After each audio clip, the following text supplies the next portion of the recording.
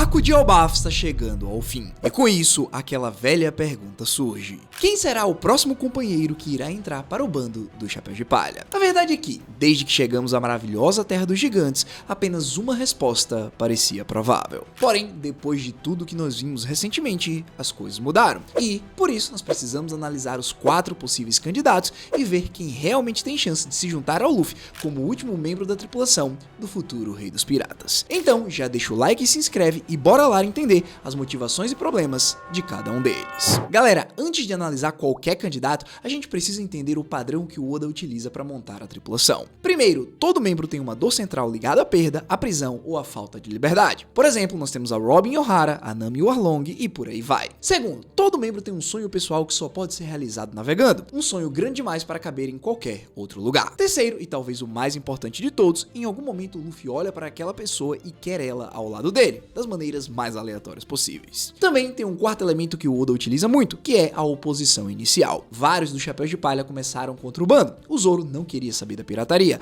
a Nami roubou o Luffy, a Robin trabalhava para o Crocodile, o Frank lutou contra eles em War 7, o Jinbei já esteve do lado inimigo. O Oda adora transformar antigos opositores em aliados, é uma das assinaturas narrativas dele. E aí vem o contraponto, porque desde que o Jinbei entrou para o bando, o Oda ficou extremamente relutante em adicionar gente nova. A real é que a entrada do próprio Jinbei foi adiada por vários arcos, e cada candidato forte que apareceu desde então encontrou um motivo para ficar para trás e servir o próprio povo. Só que, por mais que essa decisão pareça definitiva, na verdade ela pode mudar agora durante a saga final. Dito isso, a gente começa pelo nome que tá na boca de todo mundo: o Lock, o príncipe amaldiçoado de Elbaf. E olha, os argumentos para ele entrar são absurdamente fortes. Vamos começar pelo mais importante de todos, que é, obviamente, o Luffy já convidou o Lock para entrar no bando, diretamente, com todas as letras. Como a gente sabe, o Luffy não sai por aí convidando todo mundo. Quando ele convida alguém formalmente, é porque ele enxergou algo naquela pessoa. E o Lock preenche o padrão clássico do Chapéu de Palha de um jeito quase que didático. Passado trágico, o cara até o presente momento é odiado por todos os gigantes, chamado de vergonha do seu povo, acorrentado, acusado de matar o próprio pai, o Rei Harold. No fim, a gente acabou por descobrir que tudo não passou de um plano do governo mundial para escravizar os gigantes, ou seja, Imu estava por trás de tudo. Seguindo, solidão. Desde o começo do arco, o Luffy é praticamente a única pessoa que acredita que tem mais história por trás do Lock do que aquilo que os outros falaram. E o Luffy nunca erra quando lê o coração de alguém. Ou seja, a combinação de lutador poderoso mais passado solitário é literalmente a receita favorita do Luffy para recrutar alguém. Agora sim, em questão de poder bruto, o Lock é possivelmente um dos seres mais fortes que já apareceu perto do bando. Ele herdou a fruta do Nidhogg, ele tem sangue de gigante ancestral, ele tem o martelo Ragnir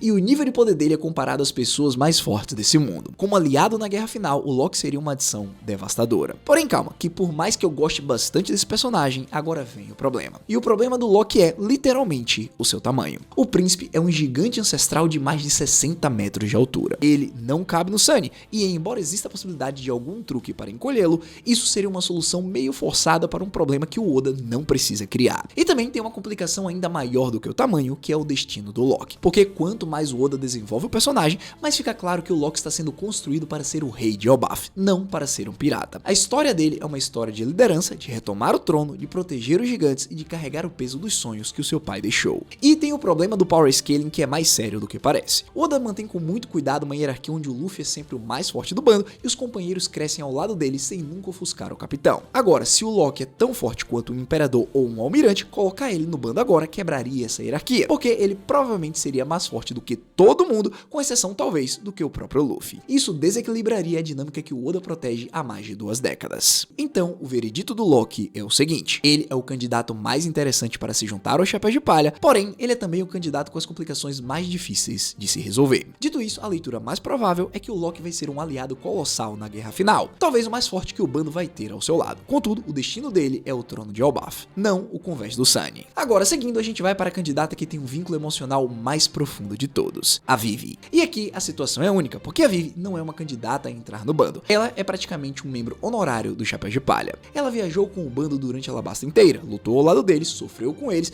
e na despedida eles ergueram os braços mostrando a marca da amizade, um juramento silencioso de que ela seria para sempre uma deles, mesmo que ficasse para trás como princesa de Alabasta. E o que mudou tudo é o que aconteceu no Reverie. Primeiro, que o Rei Cobra revelou que a família família Nefertari faz parte do clã D. A única pessoa que sabe disso é o Sabo, que escapou por pouco e que possivelmente em algum momento do futuro vai encontrar a Vivi e o Luffy e falar as últimas palavras do rei. Ou seja, eles precisam se encontrar para que isso aconteça, e nesse reencontro a Vivi pode acabar ficando de vez ao lado do Chapéu de Palha até que a guerra contra o governo acabe. Dito isso, depois dos eventos do Reverie, a Vivi sumiu da vista do governo mundial. Ela não pode mais voltar para Alabasta com segurança e está agora ao lado do Big News Morgans. E o detalhe mais importante que reacendeu uma discussão toda é que no capítulo 1130, a Vivi mandou uma mensagem escondida para o Chapéu de Palha. Lá nós vemos que quando a Robin estava lendo o jornal, ela percebeu uma coisa estranha na foto do Luffy no Gear 5. Uma marca de X estava no braço dele que não deveria estar ali, que não existia quando ela viu ele em Egghead. Ou seja, aquele X foi desenhado pela Vivi, que editou aquela foto para mandar um sinal que só os Chapéus de Palha entenderiam,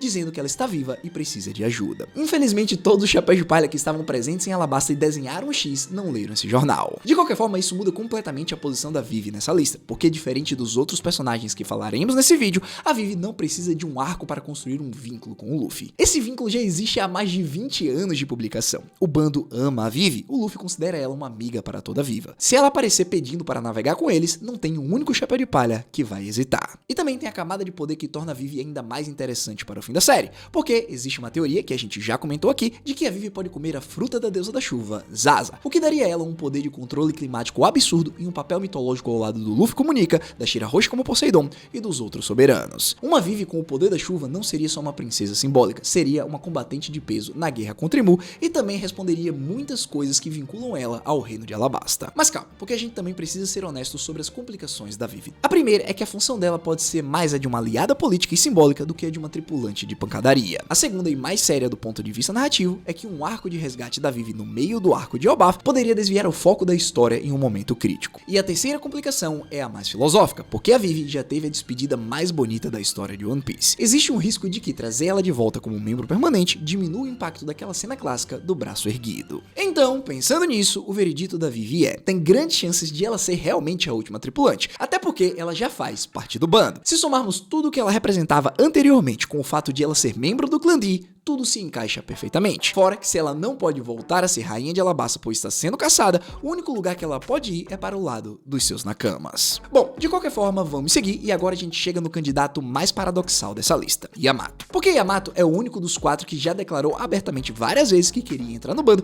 e que mesmo assim, no fim, decidiu ficar para trás. E entender por que isso aconteceu é entender o caso dela inteiramente. Dito isso, vamos aos pontos fortes primeiro. Yamato é forte, muito forte. Ela conseguiu segurar o pai por alguns instantes e, embora estivesse lutando contra sua própria filha, o Kaido não estava se segurando. Ou seja, se Yamato tivesse entrado no bando depois de Wano, ela estaria ali competindo com o Zoro e o Sanji em termos de força. Agora, outro ponto importante é o vínculo emocional que também está lá. Yamato idolatra Kozuki Oden. Ela lê o diário dele, quer seguir os passos dele e navegar livre pelos mares, como o próprio Oden fez. Ela ficou 20 anos presa na ilha de Onigashima querendo explorar o mundo, e quando Luffy chegou e derrotou o Kaido, Yamato finalmente ficou livre para seguir o seu coração. Os dois criaram uma conexão instantânea, lutaram lado a lado e a Yamato chegou a se declarar parte do bando em várias ocasiões. Porém, aí vem a complicação que já é canônica, porque diferente dos outros candidatos, no caso de Yamato, a gente não está especulando, a gente já sabe o que aconteceu. Ela mudou de ideia e escolheu ficar em Wano. E o motivo é bem coerente com o personagem, porque o Oden, o ídolo dela, começou a jornada dele explorando Wano, região por região, antes de sair para o mar. Então, pensando nisso, Yamato decidiu fazer igual. Percorreu o Wano inteira primeiro, seguir os passos de Oden à risca e só depois sair para o mar. Só que ela já terminou de fazer isso, como nós vimos durante a sua história de capa que foi mostrada durante a Egghead. Pessoal, fora essa missão, também tem uma camada de responsabilidade, porque depois que o almirante Ryokugyu atacou o Wano logo após a queda do Kaido,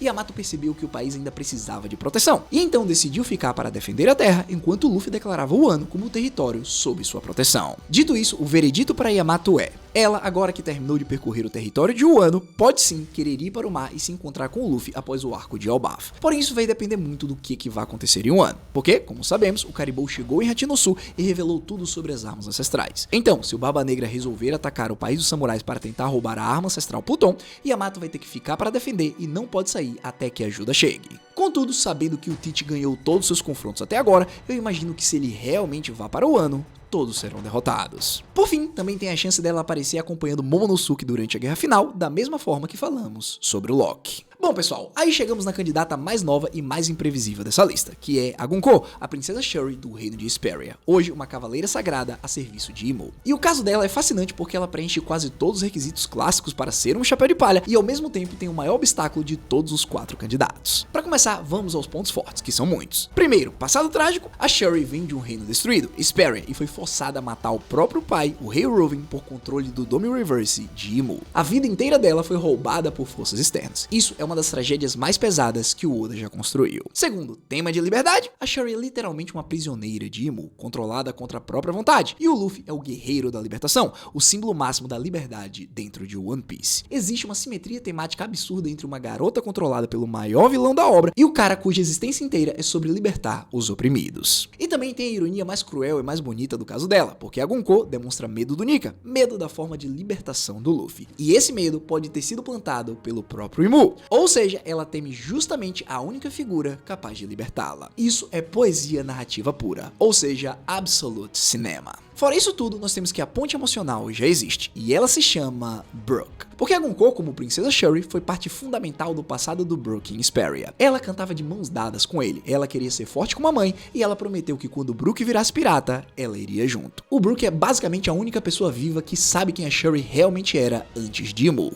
Novos tripulantes geralmente criam um laço forte com um membro do bando antes de chegar no Luffy, e a Gunko já tem esse laço com o Brook costurado há 70 anos. Fora que ela traria para o bando algo que nenhum outro candidato traria: informação interna sobre Ymul, sobre os Cavaleiros Sagrados e sobre a estrutura real do governo mundial. Ela é uma peça diretamente conectada ao coração do vilão final, até porque ela era a atendente pessoal que entrava na Sala das Flores que ninguém tinha permissão de entrar. Mas agora vem o problema, e é o maior problema de todos os 4 candidatos, porque Luffy ainda nem conhece a Gunko de verdade. Pra ser sincero, até alguns momentos atrás, o Chapéu de Palha estava lutando contra ela. Então assim, vocês se lembram do padrão que a gente estabeleceu no começo do vídeo? Todo Chapéu de Palha entrou porque em algum momento o Luffy quis aquela pessoa ao lado dele. Porém, o Luffy ainda não teve nenhum momento de conexão com a verdadeira Shuri, que está escondida por trás da Gunko. E também tem complicações mais sérias. A primeira é que a gente não sabe o que vai acontecer com ela caso ela consiga desfazer o pacto com Ymul. Será que o corpo dela vai começar a envelhecer até ela virar uma senhora de 90 anos? E se isso acontecer, será que ela sobrevive? Não sei. A segunda é o risco, porque se o Ymul pode controlar a Shuri, levar ela para o bando seria levar uma espiã involuntária, alguém que o vilão final poderia utilizar para observar ou sabotar o Chapéu de Palha por dentro. Dito isso, a terceira complicação é a mais limitante de todas. A Gunko pode ser importante demais para ser só uma tripulante. Como vocês sabem, existe uma teoria de que ela pode fazer parte do grande clã Dave, alguém que possui o sangue do Dave Jones correndo nas suas veias. Fora que também, vocês se lembram que na semana passada a gente discutiu a possibilidade que Hesperia na verdade seria o reino onde os Dave estavam escondidos, e que por conta disso ele teria sido destruído obrigando os remanescentes do clã a fugirem para God Valley? Se se concretizar, talvez o papel da Shuri seja muito mais importante do que a gente imagine. Ela pode ser a chave para destrancar vários mistérios do mundo de One Piece. E quanto mais ela vira a chave do mundo, menos ela parece uma companheira comum e mais ela parece uma aliada externa decisiva. Então, o veredito da Shuri é: ela tem os ingredientes temáticos de uma Chapéu de Palha quase perfeita, porém, ela tem um caminho mais longo de todos para percorrer,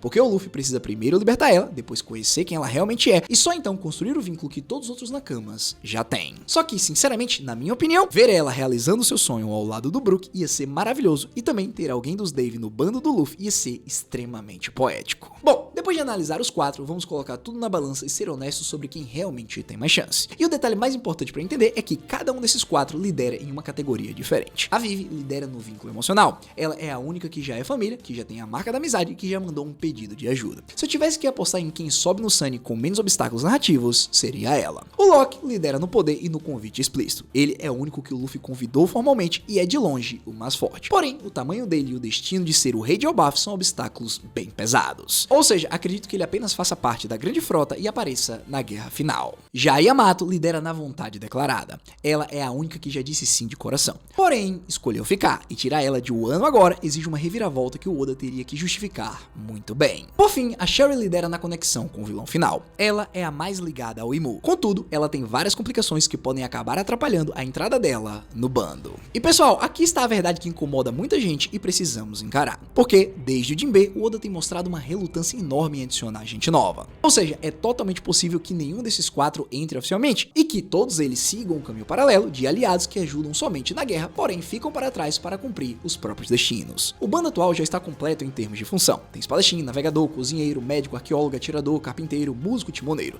Não tem mais um buraco óbvio de função para preencher. Porém, se eu tivesse que escolher os dois nomes com mais chances reais, eu ficaria com a Vivi pelo vínculo que já existe e com o Loki pelo convite que o Luffy já fez. Agora me conta aí nos comentários, qual dos 4 você quer ver no bando? E mais importante, você acha que o Oda ainda vai adicionar alguém ou o bando já está fechado desde o Jinbe? Por fim, já deixa o like, se inscreve e caso você queira entender como que o Aokiji vai ser importante no fim de One Piece, assiste esse vídeo que tá aparecendo na sua tela.